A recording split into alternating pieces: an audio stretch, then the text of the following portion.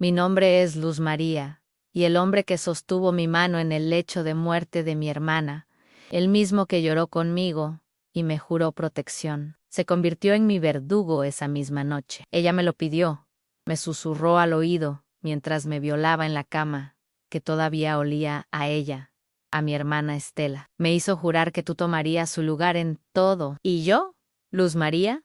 Soy un hombre que cumple sus promesas. Durante 18 años, fui la esposa fantasma, la reemplazante, la prisionera de una promesa que convirtió a mi cuñado en mi marido y en mi dueño. Nuestra historia comenzó en Amargosa, un pueblo polvoriento y olvidado en el corazón de Zacatecas, un lugar donde la tierra es tan dura como la vida y los secretos se guardan con más celo que el agua. Mi hermana Mayo, Estela, era mi sol, fuerte, hermosa, llena de una vida que a mí, siempre tímida y enfermiza, me faltaba. Cuando ella se casó con Arturo, el hombre más apuesto y trabajador del pueblo, todos dijeron que era una boda.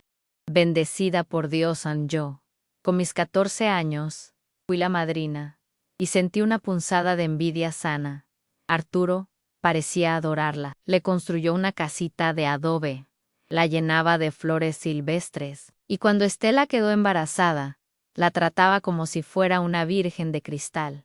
Yo los visitaba a menudo, ayudaba a mi hermana con los quehaceres, y jugaba con mi sobrino, el pequeño Miguel. Cuando nació Ann, éramos una familia feliz. O eso creía yo en mi inocencia. Pero a veces notaba algo en la de Arturo, una intensidad, una posesividad que me inquietaba. Si Estela hablaba demasiado con algún vecino, él se ponía tenso. Si yo me reía de un chiste que contaba el lechero, su sonrisa se borraba. Pero eran cosas tan sutiles, tan pequeñas, que las descartaba como tonterías mías. La tragedia, cuando llegó, fue rápida y brutal. Una fiebre tifoidea, de esas que en los pueblos sin buenos médicos se llevan a la gente, como el viento se lleva las hojas secas. En 3 días, mi hermana, se consumió, murió en su cama. Una tarde de calor sofocante, con mi sobrino de 2 años jugando en el suelo, ajeno a la oscuridad que acababa de devorar nuestra casa. Arturo estaba destrozado, o eso parecía. Lloraba, gritaba el nombre de Estela, se golpeaba el pecho, y yo, con el corazón roto, me dediqué a consolarlo, a cuidar de mi sobrino, a mantener la casa a flote en medio de nuestro naufragio. La noche del velorio, después de que el último vecino se fue, no puedo estar solo en esta casa. Me quedara. Luz María, me suplicó, sus ojos rojos e hinchados. Te lo ruego solo hasta que amanezca. Y yo, en mi compasión, acepté. Me preparó un catre en un rincón de la sala. Pero cuando la casa quedó en silencio, él no se fue a su cuarto en sí. Sentó a mi lado. Me habló de Estela, de sus últimos momentos. Y entonces me contó la promesa. Ella sabía que se iba a morir, dijo. Su voz era un susurro roto y me hizo jurar algo. Me tomó la mano. Que cuidarás de mi hermana como si fuera yo, que ella ocupará mi lugar, que la casa no se quedará sin una mujer, que mi hijo no se quedará sin una madre. Júramelo. Yo escuchaba, paralizada, una sensación de irrealidad apoderándose de mí. Y yo se lo juré, Luz María, continuó él, y su mano, que hasta entonces había estado inerte a su lado, tomó la mía, Ann, y ahora tengo que cumplir mi promesa. Supe en ese instante que algo terrible iba a pasar. Su dolor no era el dolor del luto, era la excusa para la depredación. Intenté el Leventarm, pero su agarre se hizo de hierro. No, le supliqué. Arturo, por favor. Estela era mi hermana. Ann, tú eres mi cuñado. Él me miró, y en sus ojos ya no había pena, solo una determinación fría. Ella quería esto, dijo, como si esas palabras lo absolvieron de cualquier pecado. Quería que la familia siguiera unida, que tú ocuparas su lugar en todo. Y en la misma sala, donde el cuerpo de mi hermana había sido velado horas antes. El violón fue un acto brutal, silencioso, casi ritual. Y mientras lo hacía, yo solo podía mirar el retrato de mi hermana en la pared. Sus ojos sonrientes, pareciendo mirarme con una piedad infinita. Cuando terminó, se levantó, y sin una palabra, se fue a su cuarto, dejándome rota en el suelo, en un charco de humillación y de pena. Esa noche comenzó mi nueva vida. A la mañana siguiente, él actuó como si fuera el viudo desconsolado, y yo la cuñada caritativa que lo ayudaba. Pero la dinámica cambiado había para siempre. El pueblo, en su compasión por el pobre viudo, vio con buenos ojos que yo me quedara en la casa para ayudar con el niño. Nadie sospechó, nadie preguntó. Mi silencio, mi vergüenza, fueron los cómplices perfectos para su crimen. Me convertí en la prisionera de su casa y de su promesa retorcida. Me obligaba a usar los vestidos de Estela, a cocinar sus platillos favoritos, a dormir en su lado de la cama, y cada noche venía a mí, siempre con la misma justificación. Cumpliendo la voluntad de tu hermana, me aisló del mundo. Ya no podía visitar a mis padres. Si ellos venían, él siempre estaba presente, actuando como el cuñado protector. Mis amigas dejaron de buscarme. Yo era ahora la mujer de la casa de Arturo, una figura solitaria y triste. Y para mi sobrino Miguel, yo era mamá. Arturo lo obligó a llamarme así desde el primer día. Y cada vez que esa palabra salía de su boca, inocente, era una nueva puñalada en mi corazón. Pero la parte más cruel de mí, condena estaba por llegar en que quedé embarazada. El horror fue tan grande que pasé días sin poder comer. Cuando se lo dije a Arturo, una sonrisa de triunfo se dibujó en su rostro. ¿Lo ves?, dijo, tocando mi vientre. En Estela lo sabía. Sabía que así la familia continuaría. Es una bendición. Es la prueba de que estamos haciendo lo correcto. El día que nació mi hija, a la que llamé Soledad, en honor a mi propia alma, Arturo la tomó en sus brazos y se la presentó a Miguel, a Mira. Hijo, tu mamá desde el cielo nos ha mandado una hermanita. Y en ese momento supe que mi vida y la de mis hijos estaba atrapada en una red de locura y mentiras de la que parecía imposible escapar. Pero mientras miraba el rostro de mi pequeña, tan indefensa, tan pura, una chispa de la vieja Luz María, la que no se rendía, se encendió en mi interior, y juré, no sobre una tumba, sino sobre la cuna de mi hija, que encontraría la forma de romper esa promesa maldita. Luz María está atrapada, obligada a vivir la vida de su hermana muerta y a criar a sus hijos en una red de mentiras. Si el amor de Dios te da la fuerza para creer en las promesas de vida por encima de los juramentos de muerte, suscríbete para descubrir cómo una mujer puede empezar a luchar desde el corazón de su propia prisión. Y cuéntanos en los comentarios, desde tu ciudad, ¿qué crees que es más fuerte?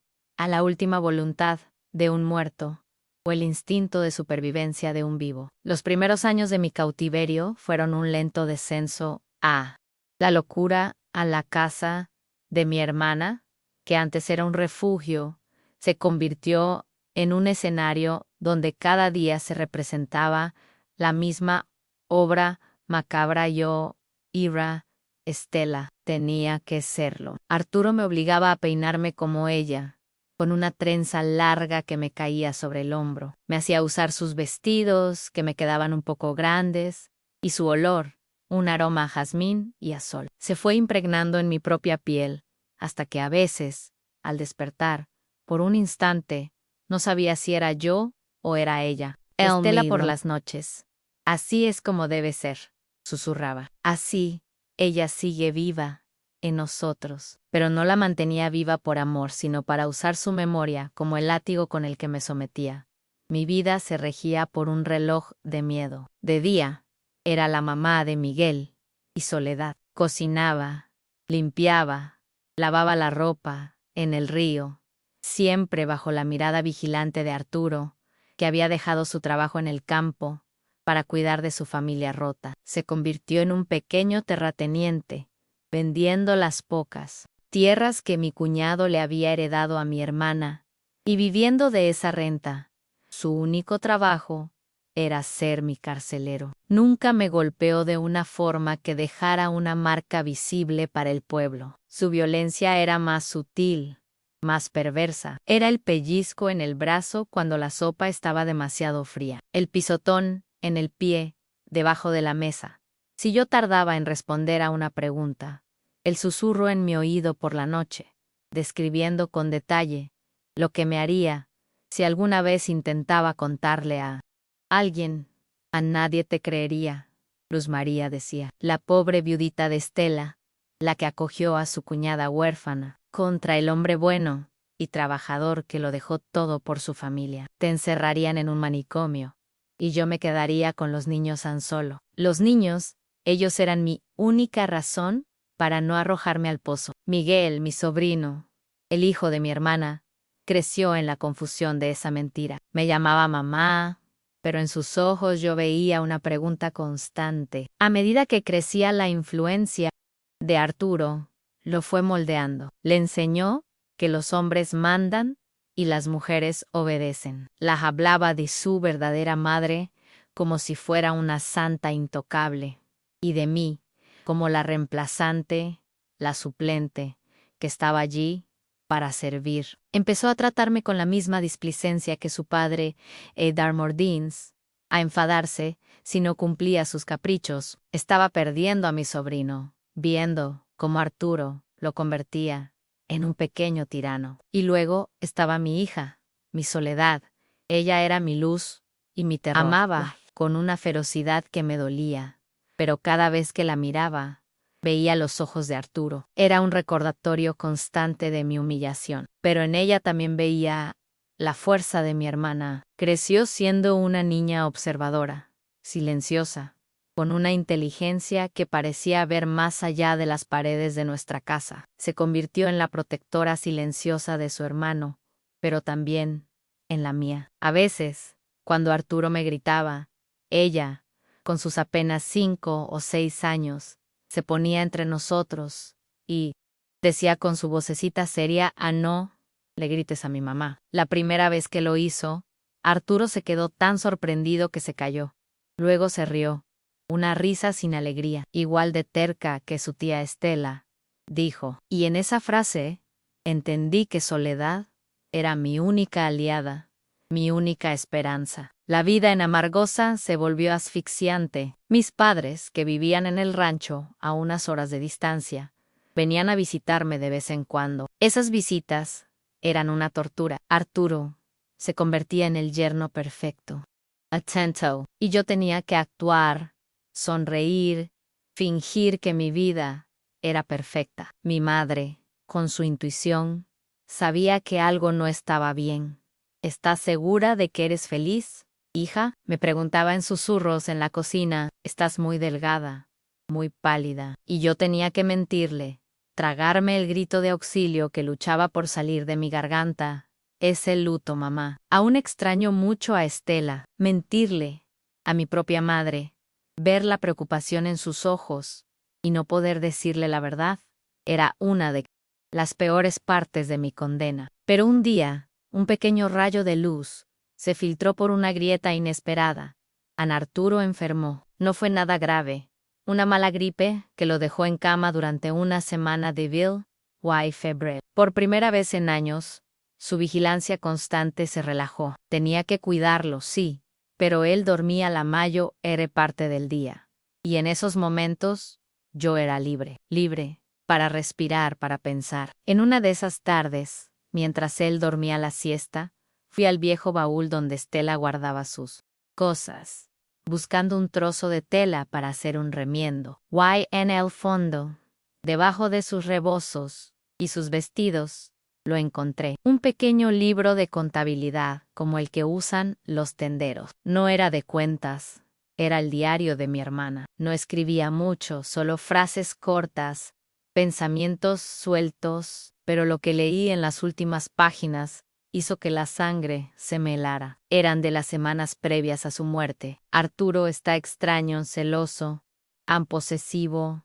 Hoy se enfadó porque hablé con el carnicero. Dijo que una mujer casada solo debe tener ojos para su marido. Le tengo miedo. Y la última entrada, escrita con una letra temblorosa, el día antes de caer enferma, anoche, me dijo que su amor era tan grande que si yo no podía ser suya, no sería de nadie. Y luego me miró a mí y a mi hermana Luz María y dijo: Ampero, la familia siempre debe permanecer unida, pase lo que pase. No sé qué quiso decir, pero sentí un frío de muerte. Comprendí la verdad.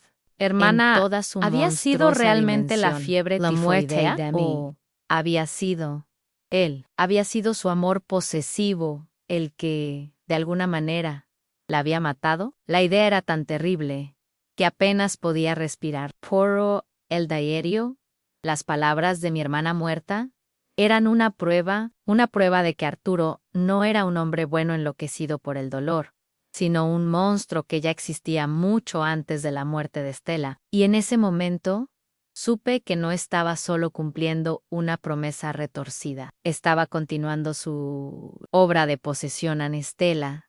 Había sido la primera, y yo era la siguiente en la línea. Luz María ha descubierto que el monstruo que la atormenta podría ser también el asesino de su hermana, y que su cautiverio es la continuación de una obsesión mortal. Si amas a Dios y crees que la verdad de los muertos debe ser escuchada para proteger a los vivos, suscríbete para ver qué hará con esta terrible revelación. Y cuéntanos en los comentarios desde tu ciudad, ¿qué harías si descubrieras que el hombre con el que vives es el asesino de la persona que más amabas? El diario de mi hermana se convirtió en mi rosario y en mi veneno. Por las noches, a la luz de una vela, después de que Arturo caía en el sueño pesado de los hombres, con la conciencia sucia, yo lo leía. Cada palabra de Estela era un eco de mi propia vida,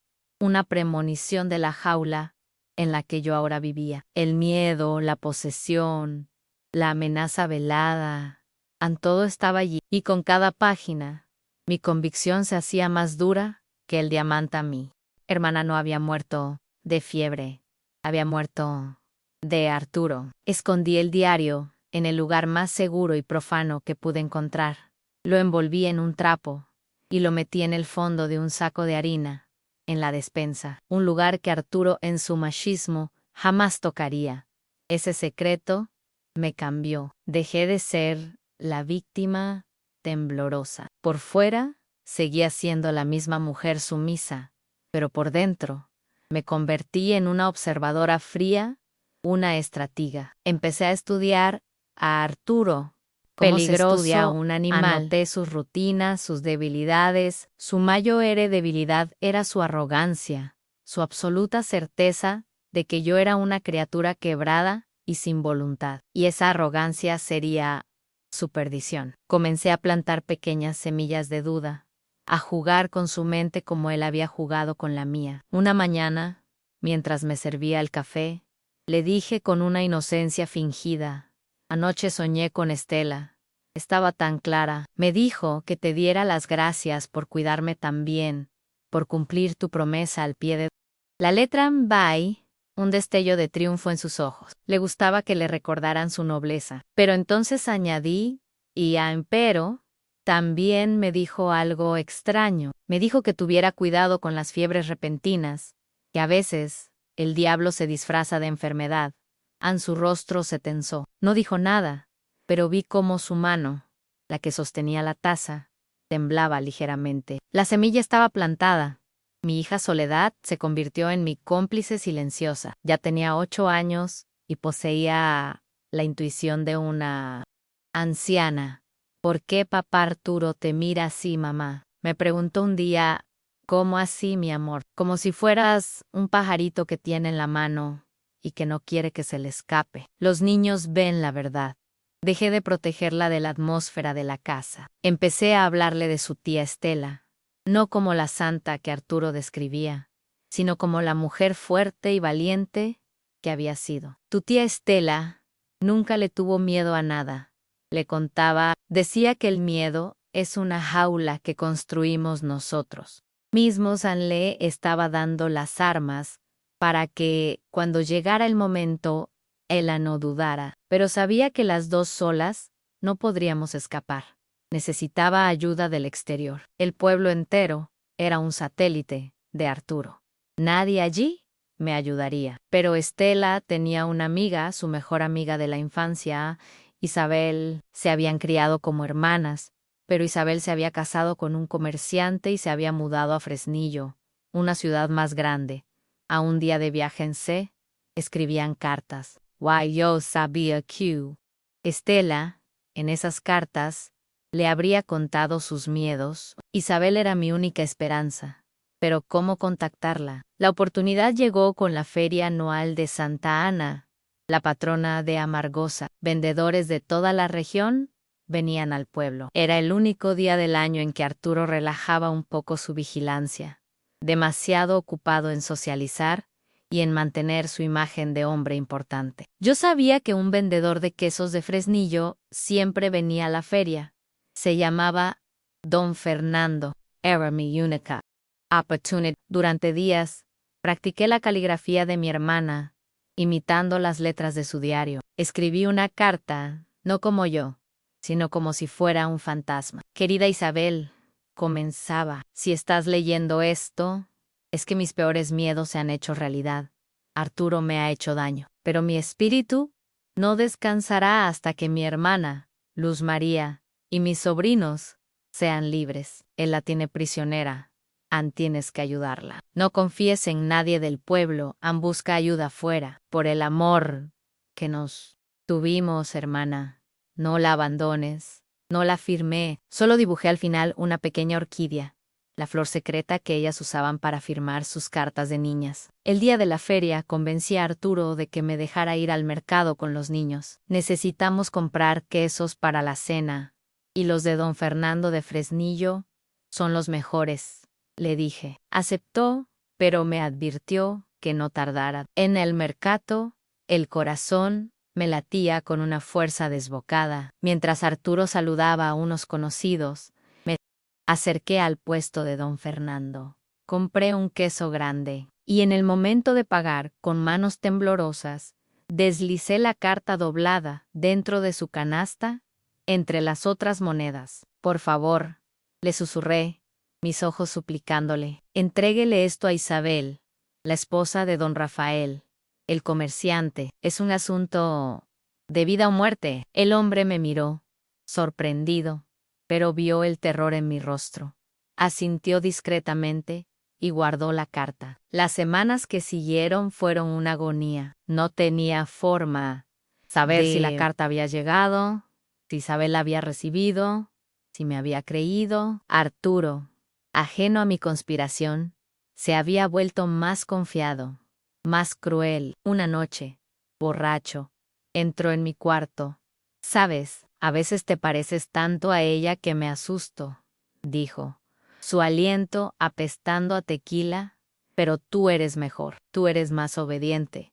A ella tuve que enseñarle una lección para que aprendiera a quedarse quieta. La confesión, velada y brutal, me confirmó que mis sospechas después de la feria eran ciertas. La esperanza casi se había extinguido.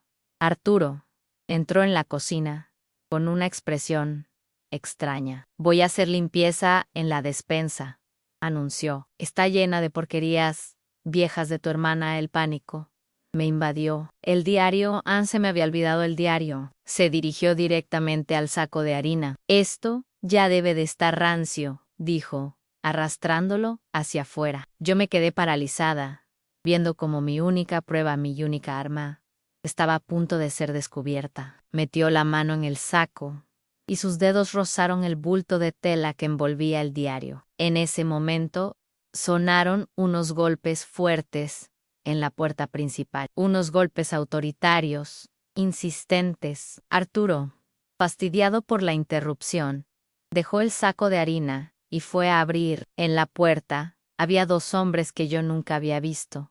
Eran altos, vestidos con ropa de la ciudad. Detrás de ellos estaba Isabel, la amiga de mi hermana. Su rostro era una máscara de dolor y de furia. Arturo, dijo ella con una voz que no temblaba, he venido a por mi sobrina y a por la hermana de mi mejor amiga.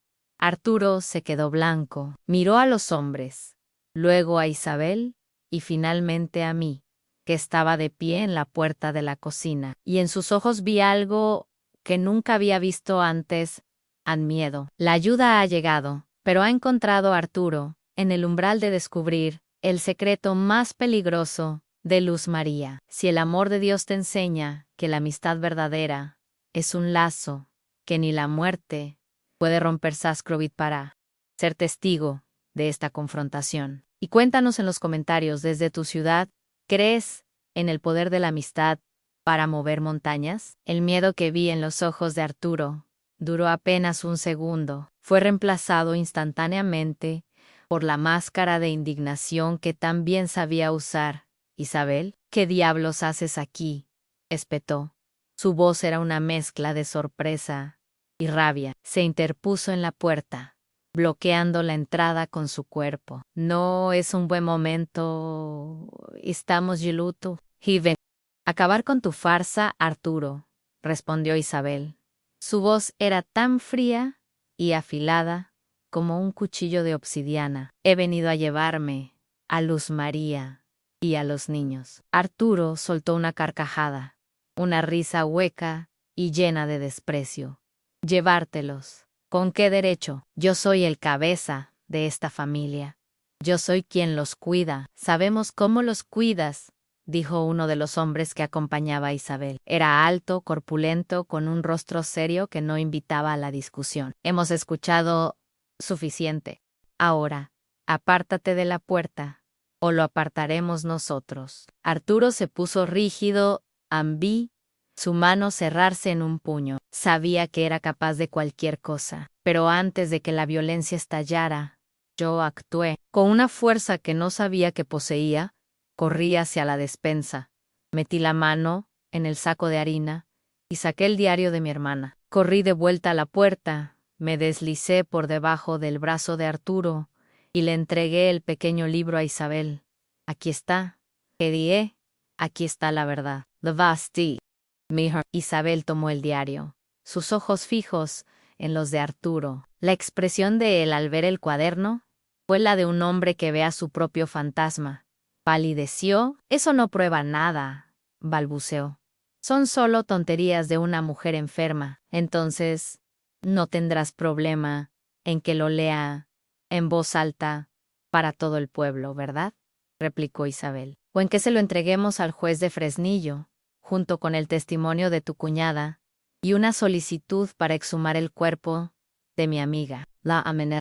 La exhumación fue el golpe final. La idea de que el cuerpo de Stella fuera desenterrado, de que sus huesos pudieran contar la historia que él había intentado silenciar, lo rompió. Su arrogancia se desinfló como un globo pinchado, dejando solo a un hombre asustado y patético. Se apartó de la puerta, derrotado. Los hombres de Isabel entraron en la casa, no tocaron a Arturo, simplemente se quedaron allí.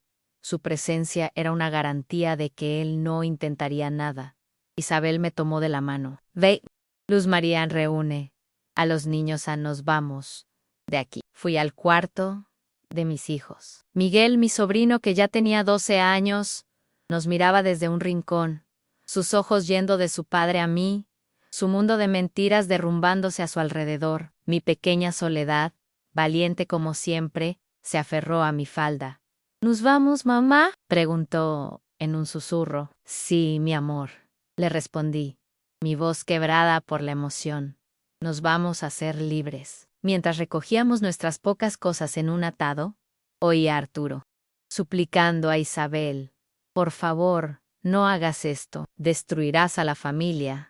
¿Qué será de los niños sin mí? Ellos tendrán lo que tú les quitaste, respondió Isabel con un desprecio absoluto. Tendrán una madre, Anne, y tendrán paz. Salimos de esa casa la que había sido mi prisión durante 18 años, y no miramos atrás. Nos subimos al coche que esperaba, y mientras nos alejábamos por el camino polvoriento, vi el rostro de Arturo en la ventana, una máscara de odio y de derrota. No, solo un cansancio inmenso y la primera y frágil semilla de la paz. El viaje a Fresnillo fue un borrón de paisajes desérticos y emociones confusas. Isabel nos llevó a su casa, una casa grande y llena de luz, donde su esposo y sus hijos nos recibieron con una amabilidad que me hizo llorar por primera vez en casi 2 décadas. Estaba en un hogar donde no había miedo, solo el murmullo de una vida normal. La batalla legal comenzó de inmediato. Isabel y su esposo contrataron al mejor abogado de la ciudad. El diario de mi hermana fue la prueba clave. Los expertos confirmaron la caligrafía y las palabras de Estela, leídas en un tribunal, fueron más poderosas que cualquier testigo vivo. Mi propio testimonio fue desgarrador, pero liberador. Contar mi historia, decir la verdad en voz alta, después de tantos años de silencio. Fue como purgar un veneno que me había estado matando lentamente.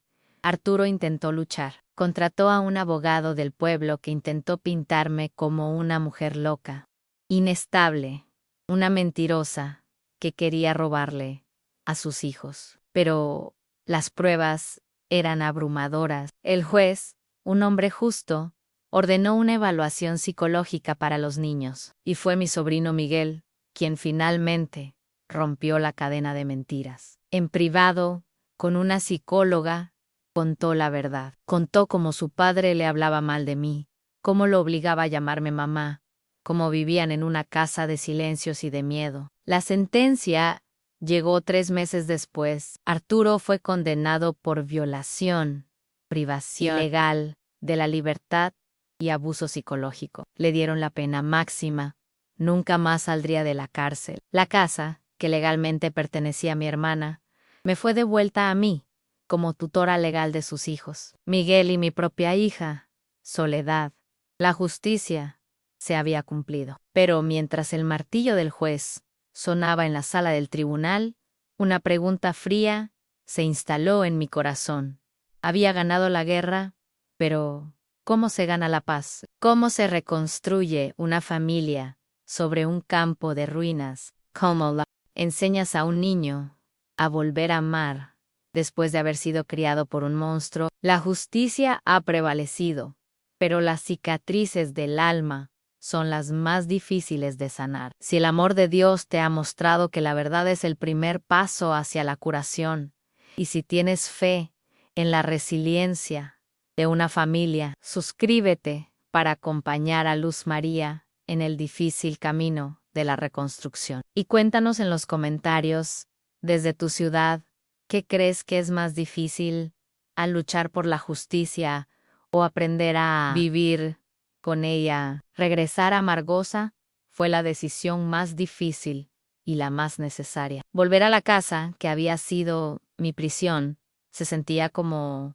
meter voluntariamente la mano en el fuego. Pero esa casa era también el único hogar que mis hijos conocían, el último vestigio de la vida que tuvieron con mi hermana. Era la herencia de ellos, y yo no iba a permitir que la sombra de Arturo se las arrebatara para siempre. Isabel, mi ancla en la tormenta, vino conmigo. Durante una semana entera, libramos una guerra contra los fantasmas de esa casa. Sacamos cada mueble al patio. Fregamos cada centímetro de las paredes y los suelos, como si el agua y el jabón pudieran borrar las manchas invisibles del sufrimiento. La cama de mi hermana, la cama que se había convertido en mi potro de tortura, la rompimos en pedazos con un hacha. Y en una tarde de viento seco, hicimos una hoguera en el patio trasero y vimos cómo la madera que había sostenido tanto dolor se convertía en cenizas. Fue un exorcismo.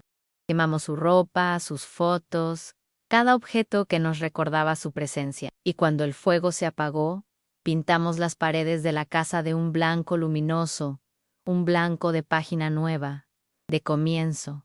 Pero limpiar la casa fue la parte fácil. Limpiar las almas de mis hijos era una tarea mucho más delicada. Miguel, mi sobrino, se había encerrado en un caparazón de silencio y de culpa. Se sentía responsable, de alguna manera, por no haber visto, por no haber entendido. Pasaba los días sentado junto al pozo, mirando la nada. Él era mi papá, mi Deo Ondaya, y fue la primera vez que habló del tema. No, mi amor, le respondí, sentándome a su lado.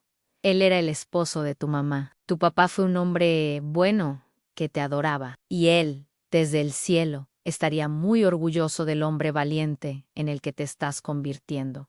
Comencé a hablarle de Estela, de la verdadera Estela. Le conté historias de su infancia, de su risa, de su amor por él. Poco a poco le fui devolviendo a su madre, quitando la capa de santidad intocable que Arturo había creado, y devolviéndole a la mujer de carne y hueso, que lo había amado. Soledad, mi hija, mi pequeña guerrera, se convirtió en mi sombra. Me ayudaba a plantar un nuevo jardín en el patio, un jardín lleno de las flores que a Estela le gustaban, pero por las noches tenía pesadillas, y yo la abrazaba, y en su pequeño cuerpo tembloroso sentía el eco de mi propio miedo. Sanar a una familia rota es un trabajo de paciencia infinita. No heiatayos. Is unremi. Invisible. Una puntada cada día. Un día es una comida compartida sin tensión. Otro, una risa espontánea de Miguel. Otro, una noche entera, en que Soledad duerme sin gritar. El pueblo de Amargosa nos observaba, con una mezcla de curiosidad y vergüenza. Algunos, los más cercanos a Arturo, nos dieron la espalda, pero la mayoría, al ver la verdad expuesta, nos acogió con una compasión silenciosa. Las mujeres del mercado me regalaban las mejores verduras, el carnicero me guardaba el mejor corte. Era su forma de pedir perdón por su ceguera. Fue Isabel quien me dio la idea. Luz María, tienes que hacer algo tuyo, me dijo, algo que te devuelva la alegría que él te robó. Y me trajo una vieja máquina de coser. Al principio, mis dedos se sentían torpes, pero la memoria de mi madre, mi hermana, ambas costureras, estaba en mi sangre. Empecé a hacer pequeños arreglos para las vecinas. Y luego, inspirada en las flores de mi nuevo jardín, comencé a bordar. Bordaba huipiles, rebozos, cada manteles, en cada color. Yo iba bordando mi propia historia, transformando el dolor en belleza. Otras mujeres del pueblo, viudas, madres solteras, mujeres que cargaban sus propias penas silenciosas, empezaron a venir a mi casa, no solo por trabajo. Venían a conversar, a sentarse conmigo mientras yo bordaba. Y sin darnos cuenta, creamos una pequeña cooperativa. La llamamos Hilos de Estela, en honor a mi hermana. Nuestra casa, antes una prisión, se convirtió en un taller lleno de risas del zumbido de las máquinas de coser y de la esperanza de una vida nueva.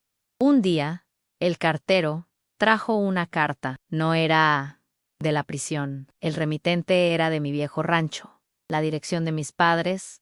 Mi corazón se detuvo. No había tenido contacto con ellos desde que me fui. Temía su juicio, su incomprensión. Con manos temblorosas, Avery, él sabrá. Era la letra de mi madre. Hija mía, comenzaba.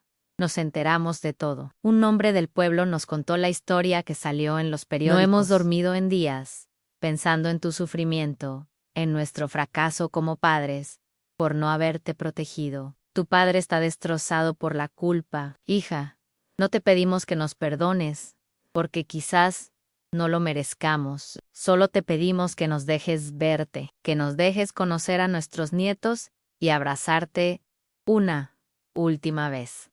Estemos viejos y no queremos morir sin pedirte perdón. Leí la carta una y otra vez, las lágrimas empañando las palabras. La justicia me había devuelto mi encontrado casa una nueva y a paz, mis hijos, un nuevo propósito. Pero ¿tenía yo la fuerza para abrirle la puerta a un pasado aún más antiguo? ¿Podría mi nuevo y frágil hogar soportar el peso de los padres a los que tuve que mentir para poder sobrevivir? La paz de Luz María se ve desafiada por una petición de perdón que viene de sus propias raíces. Si el amor de Dios te enseña que el perdón es el puente más difícil pero más necesario de construir, suscríbete para el capítulo final de esta historia. Why?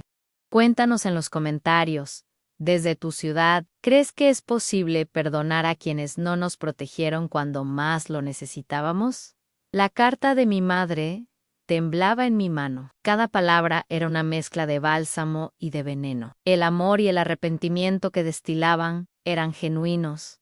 Lo sentía en cada letra temblorosa. Pero también reabrían la herida más antigua de todas, a la de la niña que se sintió invisible, la joven que tuvo que mentir a sus propios padres para sobrevivir. Durante días no supe qué hacer. Guardé la carta en el baúl de Estela, junto a su diario, como si una hermana pudiera aconsejar a la otra desde el más allá. Hablé con Isabel. Ella, con su sabiduría práctica, me dijo: An, el perdón no es un regalo que le das a ellos, Luz María, es un regalo que te das a ti misma. Es la última cadena que te falta por romper. Pero, ¿tenía yo la fuerza para hacerlo? La respuesta no vino de mí, sino de mis hijos. Una noche, los senté a la mesa de la cocina, la misma. Yo había empezado a abordar mi nueva vida y les leí la carta. Les hablé de sus abuelos, de la vida que tuve antes de Amargosa, del muro de silencio que me había visto obligada a construir. Miguel, mi sobrino, que ahora era un joven serio de 17 años, fue el primero en hablar. Yo pasé años odiando a un fantasma, dijo en voz baja, refiriéndose a Arturo. Y luego me odié a mí mismo por haber creído en sus mentiras. Si hay una oportunidad de reemplazar esos recuerdos con algo bueno, creo que deberíamos tomarla. Soledad, mi hija, mi pequeña sabia, tomó mi mano. Mamá, tú nos enseñaste a ser valientes, nos enseñaste a no tener miedo de la verdad. Ellos son nuestros abuelos, son nuestra sangre, merecen la oportunidad de pedir perdón. Y tú mereces la paz de poder dárselo. Las palabras de mis hijos, nacidas de la propia herida, que yo había luchado tanto por sanar en ellos, me dieron la claridad que necesitaba. Escribí una respuesta a mis padres, una carta corta. Escribí sincera: a la casa está abierta. El día que llegaron fue un día de sol brillante. Los vi bajar del autobús en la plaza de Amargosa. Estaban tan viejos, tan frágiles. Mi padre, antes un hombre fuerte de rancho, ahora se apoyaba en un bastón. Sus hombros vencidos por el peso de la culpa. Mi madre, una sombra de la mujer que recordaba. Cuando sus ojos se encontraron con los míos, no hubo necesidad de palabras. Corrió hacia mí y nos abrazamos. Y en ese abrazo, lloramos las dos por los años perdidos, por el dolor, por el amor que a pesar de todo, había sobrevivido. Mi padre, de pie, lloraba en silencio. Fue Miguel quien se acercó a él. Abuelo, dijo, y le ofreció su brazo para ayudarlo a caminar. Ese fin de semana, mi casa se llenó de una nueva clase de silencio. No el silencio del miedo, sino el del respeto, el de las verdades que por fin se podían contar. Mis padres conocieron a sus nietos. Mi padre le enseñó a Miguel los nudos vaqueros que mi propio padre me había enseñado a mí. Mi madre y Soledad cocinaron juntas, y en los gestos de mi hija, mi madre veía el eco de la hermana que había perdido. El perdón no fue una palabra, fue una serie de pequeños actos. Fue mi padre pidiéndome permiso para entrar en mi taller de costura. Fue mi madre sentándose a mi lado, tomando un hilo y una aguja, y ayudándome a bordar una flor. Mis padres se quedaron en Amargosa, compraron una pequeña casa cerca de la nuestra, y en los últimos años de sus vidas, se dedicaron a ser los abuelos que nunca habían podido ser. Se convirtieron en el ancla que mi familia necesitaba, un puente hacia un pasado que ya no era solo dolor, sino también memoria. Hoy, Soy una anciana de 75 años. Mi taller, y los de Estela, es el corazón de nuestra pequeña comunidad de mujeres. Mis hijos son hombres y mujeres de bien, que han construido sus propias familias sobre la base de la honestidad y el amor. Miguel se hizo cargo del negocio familiar de quesos de Isabel, y Soledad se convirtió en una maestra rural, llevando la luz de la educación a los rincones más olvidados, como yo siempre soñé. Arturo murió en la cárcel hace años. Cuando me dieron la noticia, no sentí nada. Era el fantasma de un extraño, de un mal sueño que ya no tenía poder sobre mí. A veces, por las tardes, me siento en el porche de mi casa, con mis nietos a mi alrededor, y les cuento historias. Les cuento la historia de su tía abuela Estela, una mujer cuyo espíritu era tan fuerte que su voz pudo hablar desde la tumba. Les cuento la historia de su bisabuela, mi madre, una mujer que tuvo que mentir para sobrevivir, pero cuyo amor fue la brújula que me guió a casa. Y les cuento mi historia, no la parte del dolor, sino la de la curación, la historia de cómo una promesa maldita puede ser rota por el poder del amor, la amistad y sobre todo, el perdón.